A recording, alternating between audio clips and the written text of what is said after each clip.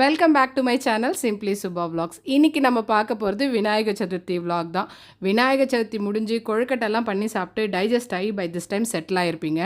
இப்போ கொழுக்கட்டை ரெசிபி எப்படி பண்ணினேன், இல்லை சுண்டலை எப்படி பண்ணினேன் நான் சொல்கிறதுனால எந்த பிரயோஜனமும் இருக்காதுன்னு எனக்கு நல்லாவே தெரியும். இருந்தாலும் ஒரு வீடியோவை ப்ரெசென்ட் பண்ணும்போது இன்ட்ரெஸ்டிங்காக ஏதாவது அதில் பேசினா தானே பார்க்குறவங்களுக்கு உங்களுக்கு ஒரு எங்கேஜிங்காக இருக்கும் அப்படின்னு நான் யோசிக்கும் போது என்னை பற்றின ஒரு குட்டி ஸ்டோரி சொல்லலான்னு நினச்சேன். எனக்கும் விநாயகருக்கும் இருக்க கனெக்ஷன் என்ன சின்ன வயசுலேருந்து அப்படின்னு எனக்கே இந்த வீடியோவை ப்ரெசென்ட் பண்ணும்போது தான் இந்த தாட் வந்தது. என்னன்னு பார்க்கலாமா? அப்போ நான் ஒரு செகண்ட் ஸ்டாண்டர்ட் தேர்ட் ஸ்டாண்டர்ட் படிச்சிருப்பேன். அப்போ ஒரு நாள் எனக்கு ஒரு கனவு வந்தது. அந்த கனவில் ஃப்ரெண்ட்ஸ் எல்லாம் சேர்ந்து ஏதோ ஒரு காட்டுக்குள்ளே போகிறோம். எப்போதுமே அந்த வீடு பக்கத்தில் பார்த்திங்கன்னா நிறைய குரூப் ஆஃப் ஃப்ரெண்ட்ஸோட இல்லாத வாழ்த்தனம், ஒரு மாடியிலேருந்து இன்னொரு மாடி தாண்டுறது, இல்லை ஏதாவது துணி கயிறெல்லாம் கட்டியிருந்தாங்கன்னா அதில் போய் தொங்கி கீழே விழுந்து மண்டை உடஞ்ச கதைலாம் நிறையாவே இருக்குது. அந்த மாதிரி எங்கேயோ ஒரு காட்டுக்குள்ளே போகிறோம் ஃப்ரெண்ட்ஸாக. அப்போ ஒரு செடியை காமிச்சு ஒரு ஃப்ரெண்டு சொல்கிறா, இதை தொடக்கூடாது, தொட்டனா செத்து போயிடுவாங்க, பாய்சனஸ் பிளான்ட் அது அப்படின்னு. நான் உடனே அதெல்லாம் சும்மா கதை விட்டுட்டு ஏதோ ஒன்று அப்படியே பயமுத்தாத, நான் தொடுவேன் அப்படிலாம் சொல்லிவிட்டு பயங்கரமாக தொட்டு அதெல்லாம் ஒன்றுமே ஆகலை அப்படி இப்படின்னு சொல்லிடுறேன். ஆனால் அவள் சொல்கிறா, இல்லை 3 days தான், கண்டிப்பாக நாங்கள் போகிறோம்ப்பா வீட்டுக்கு அப்படி சொல்லிட்டு போயிடுறான். இது தூக்கத்தில் இருக்கிற வரைக்கும் எனக்கு தெரியல. நான் முழிச்சு பார்க்குறேன். முழிச்சு பார்த்தோன்னே எனக்கு பயம் வர ஆரம்பிச்சது. நிஜமாவே நடந்துருமோ அப்படின்னு. அதுக்குள்ளே சுவாமிக்கு விளக்கேற்றிட்டு வந்துடலாம்.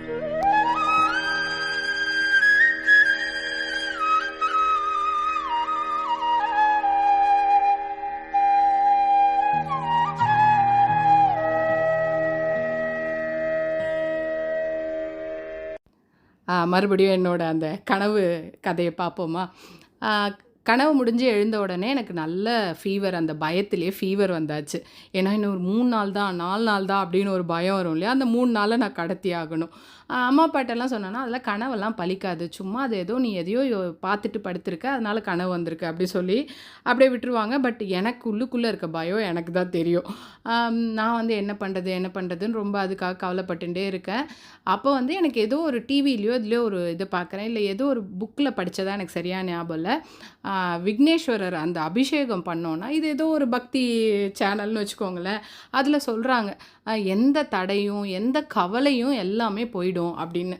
ஸோ எனக்கு இந்த யூனிவர்ஸ் எப்பயுமே எனக்கு சில சைன்ஸ் எல்லாம் கொடுக்கறது அப்படிங்கிறது நான் ரொம்ப நம்புவேன்.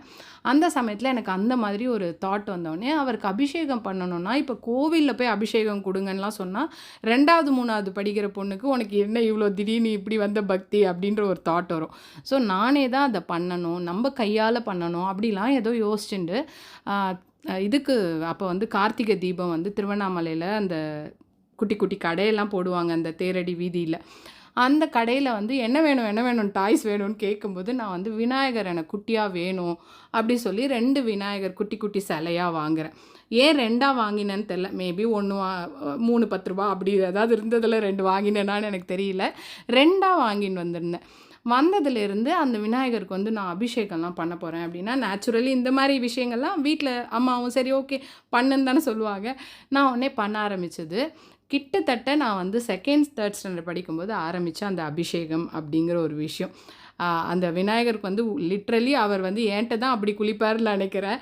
ஏன்னா நான் அப்படியே ஒரு டம்ளரில் தண்ணி எடுத்துன்னு போவேன், கொஞ்சமாக பால் தான் இருக்குது அப்படி. பாலெல்லாம் அப்போல்லாம் அளந்து தான் கொடுப்பாங்க. இஷ்டத்துக்கு நீ பாட்டுன்னு அபிஷேகம் பண்ணுறேன்னு 1/2 லிட்டர்லாம் கேட்கக்கூடாது அப்படிங்கிறது இருக்கும். ஒரு 1/2 டம்ளர் கொடுக்கறது இருக்கும். எடுத்துன்னு போவேன், தண்ணியை கொட்டுவேன், பாலை கொட்டுவேன், திருப்பி தண்ணியை கொட்டுவேன்.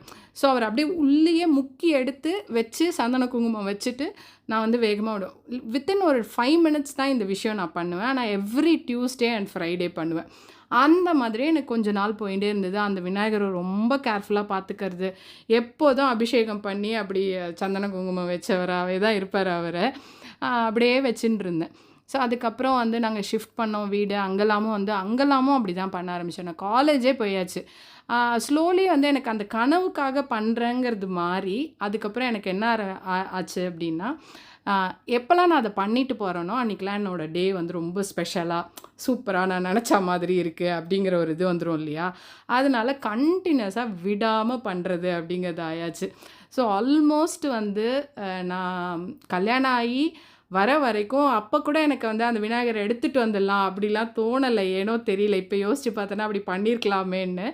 பட் நான் வந்து இல்ல அப்படின்னு சொல்லிட்டு அப்படியே விட்டுட்டு வந்துட்டேன் அம்மா வீட்லயே. ஸோ இப்போவும் நான் போனேன்னா, நான் உங்களுக்கு எப்பயாவது நெக்ஸ்ட் டைம் வந்து நான் இந்தியா ட்ரிப் போகும்போது காமிக்கிறேன். ஆனா அம்மா வந்து லாஸ்ட் டைம் போகும்போது சொன்னாங்க, ஒரு விநாயகர் தான் இருக்காரு. ஷிஃப்டிங்கில ஏதோ மிஸ் ஆயிடுச்சு அப்படின்னு கஷ்டமா இருந்தது. பட் இருந்தாலும் அவரை நான் உங்களுக்கு காமிக்கிறேன். ரொம்ப குட்டியா இருப்பாரு. ரொம்ப நல்ல அந்த அந்த அமைப்பு வந்து ரொம்ப அழகா இருக்கும். ஸோ அதனால எனக்கு அப்பையிலேருந்து நான் ஒரு செகண்ட் ஸ்டாண்டர்ட், தேர்ட் ஸ்டாண்டர்ட் படிக்கிறதுலேருந்து விநாயகருக்கு ஏதோ இந்த அபிஷேகம் பண்ணுறதுங்கிறது ஒரு ப்ராக்டிஸா இருந்தது. ஸோ அதனாலேயே வந்து விநாயகர் சதுர்த்தி அப்படிங்கிறது வந்து எனக்கு ஒரு ஸ்பெஷல் டேவாக இருக்கும். வெரி க்ளோஸ் டு மை ஹார்ட்டாக இருக்கும். அதை தாண்டி எல்லாரும் சொல்கிறது, அந்த விக்னத்தெல்லாம் போக்கிடுவார் அவர். எந்த தடையும் இல்லாமல் ஒரு காரியத்தை ஆரம்பிக்கிறதுக்கு தடை ஏதாவது வந்ததுனாலும் அவருக்கு பூஜை பண்ணிட்டு ஆரம்பிக்கணும் அப்படிங்கிறதுலாம். பட் என்னை பொறுத்த வரைக்கும் நான் பிலீவ் பண்ணுறது என்னென்னா, எனக்கு என்ன தடை வருதுங்கிறது எனக்கே தெரியாத அளவுக்கு எனக்கு கிளியர் பண்ணி கொடுத்துருவார் அப்படிங்கிறது தான். ஸோ இதுதான் வந்து my special bond with Vinayagar அப்படின்னு சொல்லிக்கலாம் ஃப்ரம் மை சைல்ட்ஹுட். இந்த மாதிரி சின்ன வயசு நினைவுகள் அப்படின்னு போகும்போதே நிறைய விஷயங்கள் எனக்கு அப்படியே அடுத்தடுத்து ஞாபகம் வரா மாதிரி இருக்குது. அதில் ஒன் ஆஃப் த விஷயம் என்ன அப்படின்னா, நமக்கு வந்து நிறைய சூப்பர்ஸ்டிஷியஸ் பிலீஃப்லாம் இருக்கும் சம்டைம்ஸ் எக்ஸாம்ஸ் டைமில். அதுவும் எஸ்பெஷலி இந்த பர்டிகுலர் பேனாவால் எழுதினா நல்லா எழுதினேன் எக்ஸாம், அதனால் அதே பெண்ணை திரும்ப யூஸ் பண்ணணும். அப்புறம் வந்து இந்த ட்ரெஸ் போட்டுட்டு போயிருந்தேன் சர்க்யூட் தியரிக்கு, அடுத்தது தெர்மல் இன்ஜினியரிங்க்கும் இதே ட்ரெஸ் போட்டுட்டு போகிறோம், அப்போ தான் நல்லா எழுத முடியும் அப்படின்னு யோசிக்கிறதா இருக்கட்டும். அதுக்கப்புறம் வந்து சில சமயம்லாம் இந்த மாடிப்படி வழி ஏறி எக்ஸாம் ஹால் போயிருக்கோம் அப்படின்னு சொல்லிட்டு மைண்ட் வந்து சொல்லும், அதெல்லாம் ஒன்றும் இல்லை, படித்தோன்னா எழுத போகிறோம் அப்படிலாம் நம்மளுக்கு தெரியும். அது நமக்கு அந்த என்ன சொல்கிறது, அந்த அறிவெல்லாம் இருக்கும் அப்போ. ஆனால் இருந்தாலும் சரி ஏன் அந்த மாடிப்படி ஏறி போயிடுவோமே, எதுக்கு அது ஒரு ரிஸ்க் எடுத்துக்கிட்டு அப்படின்னு சொல்லிட்டு ஏறுறதா இருக்கும். பட் பெருசாக யார்கிட்டையும் அதெல்லாம் ஷேர் பண்ண மாட்டோம். அப்படியே அந்த ஃப்ளோவில் பண்ணிகிட்டே இருக்கிறதா இருக்கும். அது எல்லா ஜென்ரேஷன்லேயும் அது இருக்குது. ஈவன் என் பசங்களுக்கு கூட சம்டைம்ஸ் அந்த விஷயத்தை நான் பார்ப்பேன். ஆமாம்மா இந்த லஞ்சை கொடுத்துரு, அன்றைக்கி அப்படி தான் கொடுத்தேன், நல்லா எழுதிட்டு வந்தேன் எக்ஸாம் அப்படின்னு சொல்கிற அளவுக்கு இருக்கும். ஸோ அதெல்லாம் யோசிக்கும்போது எனக்கு இன்னொரு விஷயமும் இருந்தது. என்ன அப்படின்னா, நான் 10th படிக்கும்போது நேச்சுரலி பப்ளிக் எக்ஸாம்னால் எல்லாருக்கும் பயம் இருக்கும், ஃபெயில் ஆகிடுவோமோ, எல்லாத்தோட பேப்பரோட வேர்ஸ்ட் கேஸ் சினாரியோவை போட்டு பார்ப்பேன். ஒரு டைம் உட்காந்து பெஸ்ட்டு பார்த்து அப்படியே 98, 97 அப்படி வரும். வேர்ஸ்ட் கேஸ் போட்டோன்னா அப்படியே 35க்கு கீழெல்லாம் போட்டு பார்த்துட்டேன் அப்படின்னா முடிஞ்சது கதை. பயம் வர ஆரம்பிச்சிடும் இல்லையா? ஸோ எல்லாமே ரைட்டாக தான் எழுதியிருக்கோம், என்ன தப்பாக போகுதுன்னு உள்ளுக்குள்ளே தெரிஞ்சால் கூட, அப்போவும் வந்து ஏதோ ஒரு மூலமாக ஒரு விஷயம் வந்தது. ஸ்ரீராம ஜெயம் எழுதி மாலையாக போட்டால் ஆஞ்சநேயருக்கு வந்து ரிசல்ட்ஸ் நல்லா வரும். அந்த மாதிரி எங்கேயோ ஏதாவது மூலமாக நான் கேட்டுருவேன். அதை கேட்டதுலேருந்து எழுத ஆரம்பித்தது தான். நான் வந்து யூனிவர்சிட்டி படித்து முடிக்கிற வரைக்கும் அந்த 8 செமஸ்டருக்கும் மறக்காமல் ஒரு செமஸ்டர் கேப்பு கூட இருக்காது. அது ஆக்சுவலாக 1008 எழுதி மாலையாக கட்டி போடணும். ஆஞ்சநேயர் பக்கத்துலேயே ஒரு கோவில் இருந்தது, அங்கே போய் போடுவேன். ஆனால் வந்து டைமே இல்லைனா கூட அது எப்படியாவது சம்ஹவ் ரிசல்ட்ஸ் வரத்துக்குள்ளே அதை பண்ணிடணும் அப்படிங்கிறதுல பயங்கர தீவிரமாக இருப்பேன்.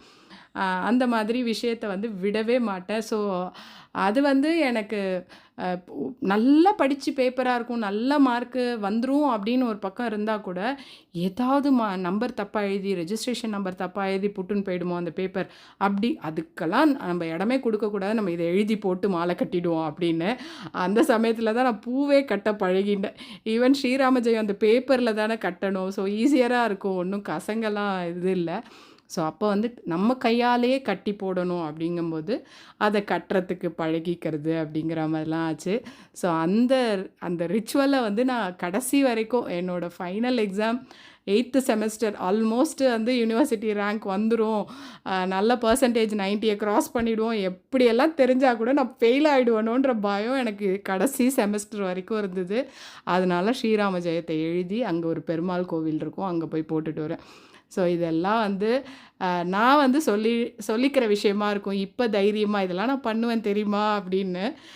பட் அந்த சமயத்தில் வந்து பெருசாக யாரோடையும் அதெல்லாம் இல்லை நான் பண்ணுறேன் அப்படி சொல்லிவிட்டு ஃபெயில் ஆகிடுவேன் அப்படின்னு சொன்னால், இந்த படிக்காமல் போய்ட்டு இதெல்லாம் பண்ணால் மட்டும் பாஸ் ஆகிடுவியா அப்படின்னு கேட்குறதா இருக்குங்கிறனால அதை வெளியிலலாம் ஷேர் பண்ணிக்காமல் எனக்குள்ளேயே வச்சுருந்த சீக்ரெட் இன்றைக்கி வந்து ஓப்பனாக உங்களோட ஷேர் பண்ணிட்டேன். இதே மாதிரி உங்களுக்கு ஏதாவது சென்டிமெண்ட்ஸோ இல்லை இந்த மாதிரி மூட நம்பிக்கை இருந்திருக்கு, இந்த மாடிப்படி ஏறி போகிற வேலை மாதிரி பார்க்குறது, இந்த கலர் பேனாவில் எழுதுறது அப்படிலாம் ஏதாவது இருந்ததுன்னா மறக்காமல் கமெண்ட்டில் ஷேர் பண்ணுங்கள். உங்களோட சைல்ட்ஹுட்டை நீங்களே ரீவிசிட் பண்ண மாதிரி ஒரு ஃபீல் கிடைக்கும். அதை தாண்டி அந்த கமெண்ட்டை படிக்கும்போது எனக்கு ஒரு க்ளோஸ்னஸை ஃபீல் பண்ண முடியும் உங்களோட. ஸோ கண்டிப்பாக அந்த மாதிரி ஏதாவது ஒரு ஸ்டோரி இருக்குது, இல்லை இப்போ வரைக்கும் நான் இதை ஃபாலோ பண்ணிட்டு தான் இருக்கேன் சுபா அப்படின்னு ஏதாவதுலாம் இருந்ததுன்னா மறக்காமல் கமெண்ட் செக்ஷனில் ஷேர் பண்ணிக்கோங்க என் கூட. விநாயக சதுர்த்தி ஆகட்டும், கிருஷ்ண ஜெயந்தி ஆகட்டும், வரலட்சுமி நோம்பாக இருக்கட்டும், பூஜை என்னமோ வேறு கடவுளுக்காக இருந்தாலும் அர்ச்சனை என்னமோ என் ஹஸ்பண்டுக்கு தாங்கிற மாதிரி இன்றைக்கும் ஒரு அர்ச்சனையை என் ஹஸ்பண்டுக்கு போட்டுடலான்னு நினைக்கிறேன். ஆனால் நல்ல விதமான அர்ச்சனை தாங்க இது. என்னோட பக்தி பண்ணுற விதம் ஒரு விதமாக இருந்தது அப்படின்றத இப்போ இவ்வளோ நேரம் நான் சொன்னேன் இல்லையா, அது மாதிரி இருக்கும். எனக்கான வேல்யூஸில் நான் ரொம்ப ஸ்ட்ராங்காக இருப்பேன். இதுதான் பண்ணணும், இதெல்லாம் பண்ணக்கூடாதுங்கிறதுல இருந்தேன்னா, என் ஹஸ்பண்டோட அந்த பக்தி பண்ணுற விதம் வந்து வேறு மாதிரி. அதாவது அவருக்கு ஒரு ஸ்ட்ரக்சர் இருக்கும். ப்ராப்பராக அந்த சமையல்லையோ இல்லை பண்ணுற படாடோபத்துலேயோ மேட்டர் இல்லை, பண்ணுற அந்த பூஜை தான் நமக்கு ரொம்ப முக்கியமானதுன்னு இருக்கும். ஸோ 2 காம்பினேஷன் பார்த்திங்கன்னா பயங்கரமாக எஃபெக்டிவாக அது ஹிட் ஆச்சுன்னு தான் சொல்லுவேன். ஸோ எனக்கு வந்து உடம்பால் வருத்தி பண்ணுற விஷயங்களையும் பண்ணுறதுக்கு பேர் பக்தி தான் அப்படின்னு நான் நினைப்பேன். அவர் வந்து ஆத்மார்த்தமாக உட்காந்து பண்ணுற பூஜைக்கு பேர் தான் பக்தி அப்படின்னு இருப்பார். பட் 2 பேரும் எப்பயுமே இந்த டாப்பிக்கை பற்றி டிஸ்கஸ் பண்ணி கான்ட்ரடிக்ட்லாம் பண்ணிக்கிட்டு பேசிக்கிட்டு ஆர்கியூ பண்ணிட்டுலாம் இருக்க மாட்டோம். நமக்கு ஒரு நாலேஜ் இருக்கா, அந்த நாலேஜை வந்து உலகத்துக்கே நான் சொல்லி தருவேன். எனக்கு இருக்கிறது தான் கிரேட்டஸ்ட் நாலேஜு, நான் தான் பர்ஃபெக்ட் ஹியூமன் பீயிங் இந்த உலகத்திலே. நான் வந்து இதெல்லாம் பண்ண மாட்டேன், ஆனால் இதெல்லாம் பண்ணுறதே எனக்கு வந்து ஆஹா ஓஹோ அப்படிலாம் நம்ம வந்து உலகத்துக்கு சொல்லித்தர இறங்கிட்டோன்னு வச்சுக்கோங்களேன், நம்ம உருப்படுற வழியே இருக்காது. ஸோ நம்ம பண்ணுறத பண்ணுவோம், ஃபாலோ பண்ணுறவங்க பண்ணிப்பாங்க. நம்ம பண்ணுறது ரைட்டு தானே, வாயை மூடிட்டு பண்ணுவோன்ற மாதிரி நம்ம பண்ணிவிடுவோம். அந்த மாதிரி அவர் வந்து எதை பண்ணுறதா இருந்தாலும் உட்காத்தி வச்சு இது தெரியாதான்னு கேட்குறதும் இருக்காது, இல்லை இதை நான் சொல்லித்தரேன் உனக்கு கற்றுக்கோ அப்படிங்கிறதும் இருக்காது. ஸோ 2த்தையுமே ஃபோர்ஸ் ஃபிட் பண்ணாமல், ஈவன் என் மாமியார் கூட அந்த விஷயத்தில் நான் ரொம்ப ரொம்ப பிளஸ்டுன்னு தான் ஃபீல் பண்ணுவேன். எதையுமே இதை கற்றுக்கோ, இது உனக்கு தெரிஞ்சுக்கோ அப்படின்றத சொன்னதே கிடையாது. பேசிக்காக நமக்கும் ஓரளவுக்கு அந்த கிராஸ்பிங் பவர் உண்டு. நான் வந்து மக்கு தண்டமாக அப்படியே பேன்னு வேடிக்கை பார்க்குற ஆளே கிடையாது. எதை பார்த்தோன்னா பார்த்து அடுத்த நிமிஷம் பண்ணுறதுங்கிறத பண்ணிவிடுவேன். அந்த மாதிரி ஸ்லோலி எனக்கான ஸ்பேஸ் வந்து பயங்கரமாக க்ரியேட் பண்ணி கொடுத்தாங்க. ஸோ நான் லேர்ன் பண்ணிட்டேன். ஸ்டில் நான் லேர்ன் பண்ணிக்கிட்டு தான் இருக்கேன். ஸோ அதனால் அவருக்கு தெரிஞ்ச நாலேஜை என்கிட்ட ஃபோர்ஸ் ஃபீட் பண்ணாமல் அவர் வழியை அவர் பண்ணுறது அப்படின்னு ஆகும்போதே இந்த காம்பினேஷன் வந்து கரெக்டாக ஒர்க் அவுட் ஆச்சு. ஸோ அதை தான் நீங்கள் வீடியோஸில் பார்க்குறீங்க. நிறைய பேர் பார்த்துட்டு அப்ரிஷியேட் பண்ணுறதுனால இன்னும் பயங்கரமாக நான் மோட்டிவேட் ஆகிறேன். அதனால தான் இவ்வளோ கான்ஃபிடென்ட்டாக இந்த வீடியோஸ் எல்லாம் ப்ரெசென்ட் பண்ணுறேன். சும்மா நீங்கள் ஒன்று சொல்கிற எக்ஸ்ப்ளனேஷன் வந்து எங்களுக்கு அவ்வளோ ரிலேட்டபிளாக இருக்குது. இது வரைக்கும் தெரியாது எங்களுக்கு. எனக்கு அந்த மாதிரி பீப்புளை வந்து ரீச் அவுட் பண்ணணுன்னு தான் எனக்கு ரொம்ப ரொம்ப ஆசை. எக்ஸ்பர்ட்ஸாக இருக்கட்டும், நிறைய நாலேஜ் இருக்கிறவங்களா இருக்கட்டும், இதை பற்றி எல்லாம் நான் சொல்கிறதே தப்பாக இருக்குது அப்படின்னு சொல்கிறவங்களா இருக்கலாம். பட் ஆனால் அவங்களாம் வந்து பொழைச்சி போயிடுவாங்கங்க. பட் தெரியாமல் இருக்காங்க பார்த்தீங்களா, அவங்களுக்கு எடுத்துன்னு போய் சேர்க்கணும். அவங்களுக்கு என்னென்ன அந்த அர்த்தத்தை புரிஞ்சுக்கணும் இல்லையா, அந்த விஷயத்துக்காக தான் நான் இந்த வீடியோவில் முடிஞ்ச வரைக்கும் இன்ட்ரெஸ்டிங்காக பேசணும், ட்ராகிங்காக இல்லாமல் அப்படின்னு நினப்பேன். ஸோ இதுக்கப்புறம் விநாயகரோட பூஜையை பார்த்து என்ஜாய் பண்ணுங்கள். அவரோட விதமான பக்தி நான் சொன்னது இந்த ப்ரொசீஜரை தான்.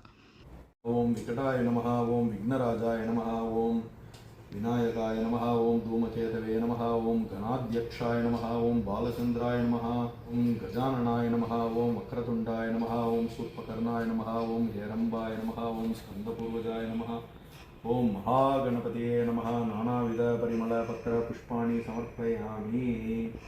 தூபதீபார்த்தம் அக்ஷதான் சமர்ப்பயாமி.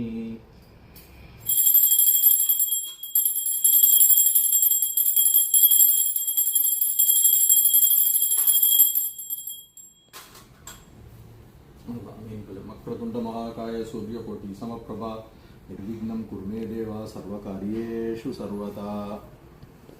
अभ्यां नमः. आं अनामिकाभ्यां नमः. ह्रीं कनिष्ठिकाभ्यां नमः. क्रों करतलकरपृष्ठाभ्यां नमः. आं हृदयाय नमः. ह्रीं शिरसे स्वाहा. क्रों शिखायै वषट्. आं कवचाय हूं. ह्रीं नेत्राय वौषट्. ह्रों अस्त्राय भट् भूर्भुवस्वरोमिति दिग्बन्धः रक्ताम्बोधिस्तबोधोल्लसतरुणसरोजादिरूढाकराब्जैः पासं कोदण्डमिक्षुर्भवमणिगुणमभ्यङ्कुशं पञ्चपानान् बिभ्राणाश्रुकपालं त्रिनयनलसितापीनवक्षोरुहाढ्या देवी बालार्कवर्णा भवतु सुखकरी प्राणशक्तिपराणः आं ह्रीं क्रों क्रों ह्रीं आं अं यं रं लं वं शं शं सं हं हंसः सोऽहं सोऽहं हंसः अस्यां मूर्तौ सिद्धिविनायकस्य प्राणस्तिष्ठतु सिद्धिविनायकस्य जीवस्तिष्ठतु सर्वेन्द्रियाणि वाङ्मनस्त्वक्चक्षु श्रोत्रजिह्वा क्राणपाणिपादपायूपस्थानि इहागत्य सुखं चिरं तिष्ठन्तु स्वाहा। विनायकाय नमः। गन्धं समर्पयामि। गन्धस्योपरि हरिद्रा कुङ्कुमं समर्पयामि। அடுத்தது ஸ்ரீ சித்திவிநாயகாய நமः ஆபரணம் சமர்ப்பயாமி பூர்ணசம்யுக்தான் சங்கிருஹான கணாதிபா ஸ்ரீ சித்திவிநாயகாய நமः அக்ஷதான் சமர்ப்பயாமி सिद्धिविनायकाय नमः पुष्पमालां समर्पयामि पुष्पै पूजयामि ओम पार्वतीनन्दाय नमः पादौ पूजयामि ओम गणेशाय नमः कुल्पौ पूजयामि ओम जगद्धात्रे नमः जङ्के पूजयामि ओम जगद्वल्लभाय नमः जाह्नवे नमः दूर्वायुग्मं समर्पयामि ओम कपिलवर्णाय नमः दूर्वायुग्मं समर्पयामि ओम ब्रह्मचारिणे नमः दूर्वाय ब्रह्मदैत्य भयदाय नमः ओम श्रीकंठाय नमः ओम विबुधेश्वराय नमः ओम रामार्चिताय नमः ओम विदये नमः ओम नागराज यज्ञोपवीतवते नमः ओम स्थूलकंठाय नमः ओम स्वयंकर्त्रे नमः ओम सामघोषप्रियाय नमः ओम परस्मै नमः ओम स्थूलदोहरं रूपं दास्यामि देवेश गृहाणत्वं गजानना श्री सिद्धिविनायकाय नमः रूपम् आग्रापयामि साज्यं त्रिवर्तिसंयुक्तं वह्निनायोजितं मया गृहाणमङ्गलं दीपम् ईशपुत्रा नमोऽस्तु ते श्री सिद्धिविनायकाय नमः दीपं दर्शयामि ताम्बूलं प्रतिगृह्यताम् श्री सिद्धिविनायकाय नमः ताम्बूलं समर्पयामि ईश्वर करुणाराशे गणेश्वर नमोऽस्तु ते श्री सिद्धिविनायकाय नमः कर्पूरनीराजनं दर्शयामि ஒரு குத்தின தயிர் கொழக்கட்டை தேங்காய் பூர்ணம் கொழக்கட்டை அதுக்கப்புறம் வெண்டைக்காய் கொண்டக்கடலை போட்ட அரைச்சிக்கிட்ட சாம்பார் சாதம் இது வந்து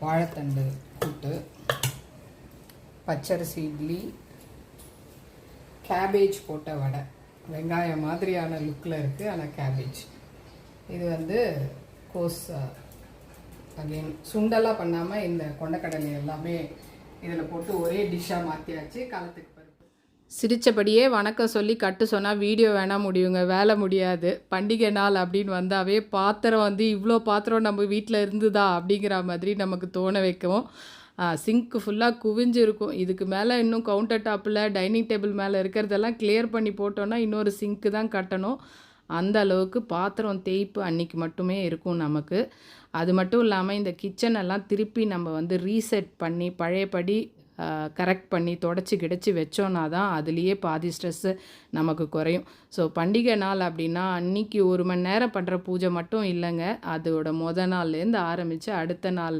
ராத்திரி திரும்பி நம்ம போய் படுக்கிற வரைக்கும் தூக்கம் கெட்டு இதுன்னு நம்ம மைண்டுக்குள்ளே ஓட்டுற விஷயங்கள் பலது இருக்கும். ஸோ இதுதான் வந்து ரியாலிட்டி. ஸோ எதாக இருந்தாலும் நம்ம தான் பண்ணணும். ரொம்ப ஸ்ட்ரெஸ் எடுத்துக்காமல் அசால்ட்டாக கொஞ்சம் சிரித்தபடியே என்ஜாய் பண்ணிக்கிட்டே அதை பண்ணணும் அப்படிங்கிற லெசனை தான் நான் ப்ராக்டிஸ் பண்ணிகிட்ருக்கேன். ஸோ கண்டிப்பாக வந்து நீங்கள் ஸ்ட்ரெஸ் ஆகிற டைப்பாக இருக்கீங்க அப்படின்னா முடிஞ்ச வரைக்கும் அழுதாலும் புரண்டாலும் நம்ம தாங்க பெத்தாகணும் அப்படிங்கிறத மட்டும் நினச்சிக்கிட்டு பண்ண ஆரம்பிங்க. அகெயின் உங்களுக்கு பிடிச்சிருக்கோம் அப்படின்னு நான் நம்புகிறோம். இன்னொரு இன்ட்ரெஸ்டிங் வீடியோவில் மறுபடியும் வந்து சந்திக்கிறேன். until then it's bye from Subha.